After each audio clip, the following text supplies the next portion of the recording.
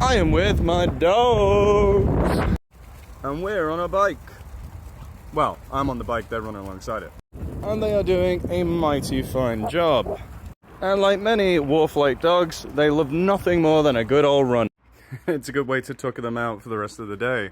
And I'm not making them do this, they love doing it because they are huskies. Or at least part husky.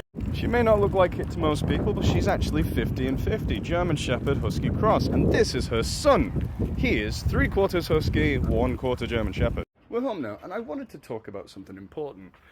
And that is about the weirdness of pure breeding. A lot of people would consider Takani to be a mutt, and who cares? On average, mutts, mongrels, mixed breeds, whatever you want to call them, are healthier than pure breeds. In fact, the ideology surrounding pure breeds and pure breeding is just perpetuated by organizations like the Kennel Club to make money or to preserve tradition.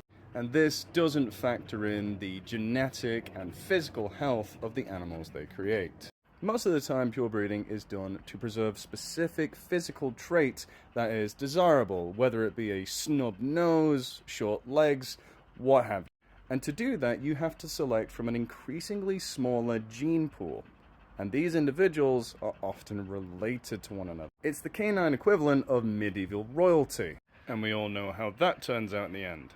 When two organisms breed, they get half of their mother's DNA and half of their father's DNA, losing half and half of each individual in the process. When you breed from individuals that are related to one another, you lose more and more genetic diversity, and you get more and more deleterious traits.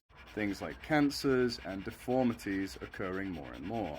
The opposite is true when you have more genetic diversity in an individual, as they have more genetic information to draw from, and the gene pool isn't getting smaller, it's getting bigger. Obviously, there are limits to this. If two animals are of different species, like with ligers or tigons, issues can actually occur because they are too different. But when it comes to animals that are the same species, like all dogs, no matter what breed they are, Chihuahua or Husky German Shepherd Crossed, they're all the same species, Canis lupus familiaris, so there's less issues when the individuals are very different. This doesn't mean you should breed a Chihuahua with a Great Dane, because there's obviously other issues there. But it is nonetheless a good rule of thumb: breed with a different breed if you want better health. Mutts are the most healthy types of dogs you can have. Even when I do breed this fella, his puppies are going to have Akita, Malamute, or whatever we manage to find from another